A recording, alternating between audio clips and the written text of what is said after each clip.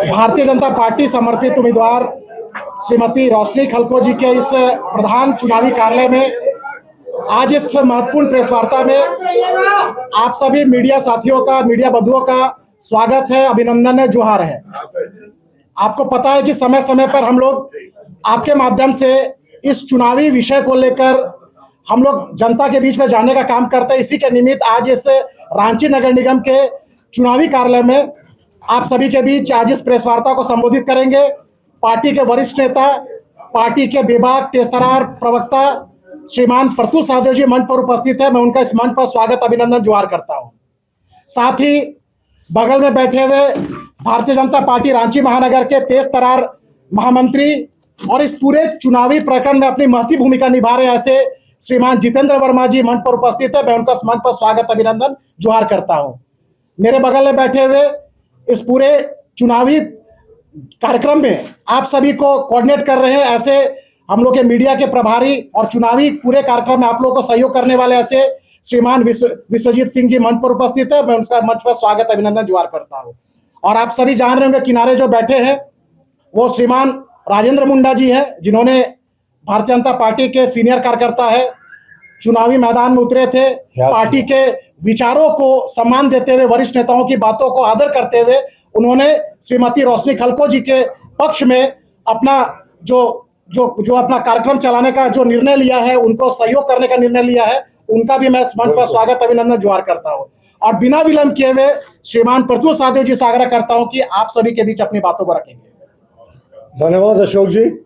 देखिए, आज की प्रेस वार्ता का दो मूल मुद्दे से हम लोग शुरू करेंगे। मैं ज्यादा नहीं बोलूंगा, 10 मिनट बोलूंगा, अंतिम 2-3 मिनट में रांची के मुद्दे पे आऊंगा। लेकिन सबसे पहले आप देखें किस तरीके से जो सत्ताधारी गठबंधन के दल है, इन्होंने हथियार ही डाल दिया।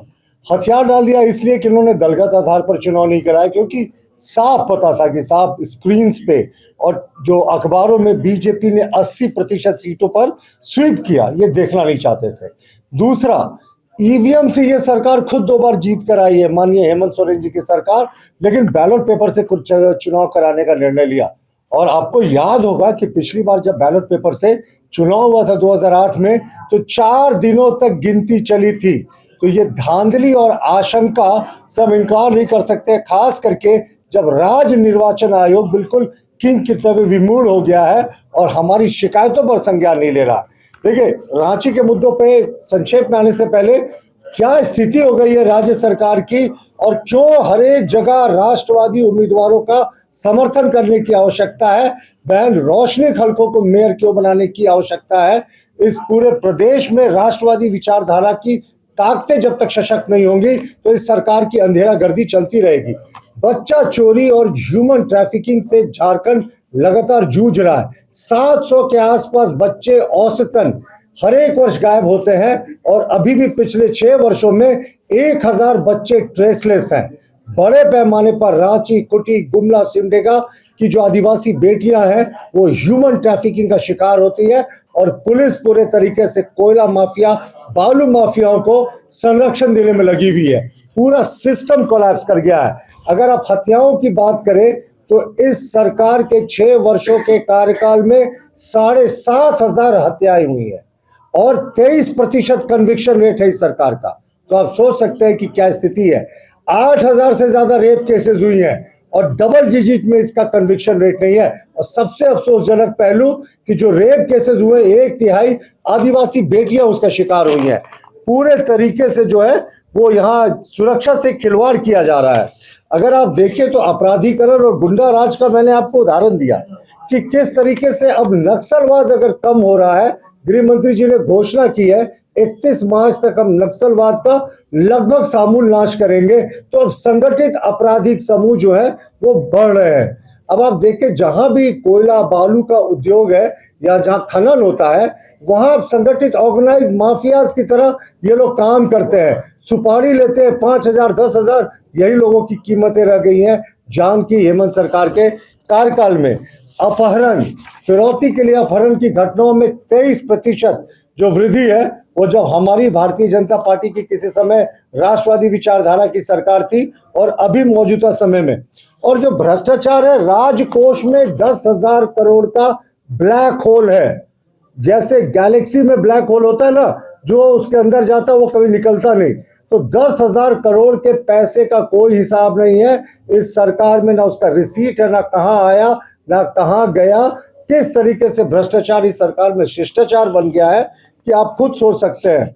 और खनन और जो यहाँ शराब माफिया है उनका कहते हैं ना गोल्डन एरा चल रहा है। भारत के भी शासनकाल में चंद्रगुप्त मौर्य के एरा को गोल्डन एरा कहा जाता था।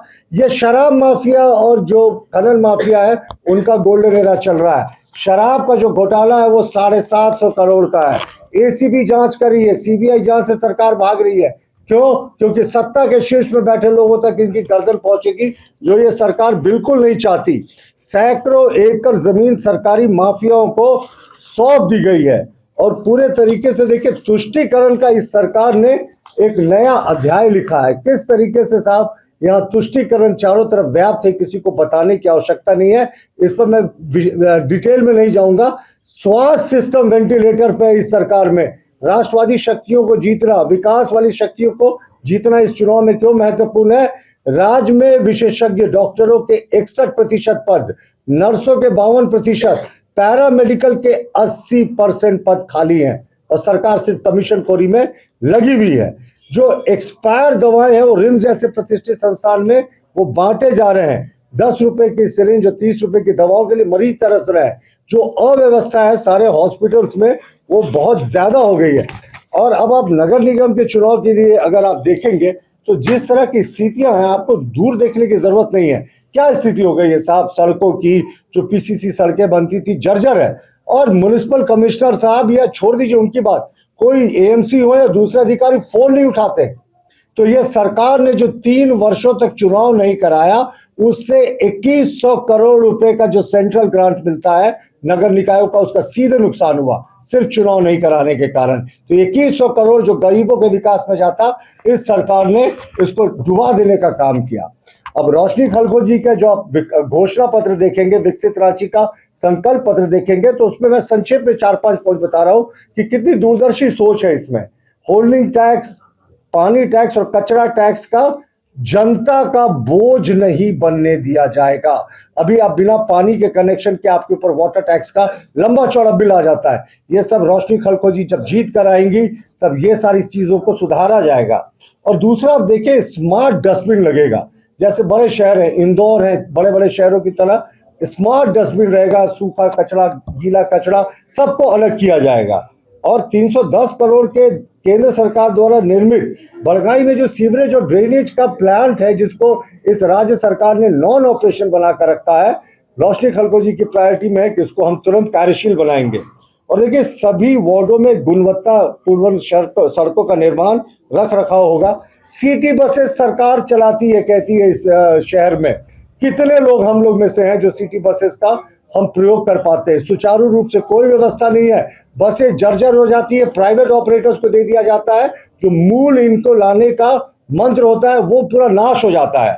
और अभी देखिए, स्ट्रीट लाइट भी एक बड़ी समस्या है। आपके ना वार्ड काउंसलर्स हैं, ना मेयर है, ना डिप्टी मेयर है, तो आप फरियाद किससे करेंगे? इस सरकार के उन अफसरों के पास जिनमें सत्ता का गुरूर इतना ज्यादा है कि वो आपको अगर उनसे मिलने जाना हो तो घंटों इंतजार करना पड़ता है। और देखिए, जलाशय पे जिस तरीके का अतिक्रमण पिछले 3-4 वर्षों में चरम पर पहुंच गया है। सरकारी संरक्षण में जलाशयों को तोप दिया जा रहा है, इमारतें बन जा रही हैं, इनको पुनर्जीवित किया जाएगा। और तालाबों में आप देखें, कहीं दूर जाने की जरूरत नहीं है, किस तरीके से गाद भर गया है। इसको गाद निकालने की मशीन है भी, मशीन की खरीद कमीशन खोरी के कारण हो जाती है, लेकिन वास्तविकता में इसका प्रयोग बहुत कम देखने को मिलता है। और देखिए, एक बड़ा इनका जो है एक बहुत बड़ा इनका ये कदम है कि हर एक वार्ड में चिकित्सालय होगा। अभी आप चले जाएं तो नगर निगम का एक यहाँ पे अस्पताल हुआ करता था रातू रोड के टर्निंग पे, वो कितने समय से वो बेकार पड़ा हुआ है, प्राइवेट ऑपरेटर्स को दे दिया गया, वो भी नहीं चला पाए। रोशनी खलखो जी के संकल्प पत्र में है कि हर एक वार्ड में डॉक्टर्स बैठेंगे, हर एक वार्ड में चिकित्सालय होगा, दवाइयाँ उपलब्ध होंगी। तो अब समय आ गया है कि रोशनी खलखो जी को बिस्किट छाप पर हम जनता से आह्वान करते हैं, वह क्रमांक संख्या 6 पर वोट करें, राष्ट्रवादी विकासवादी व्यक्तित्व को चुनें।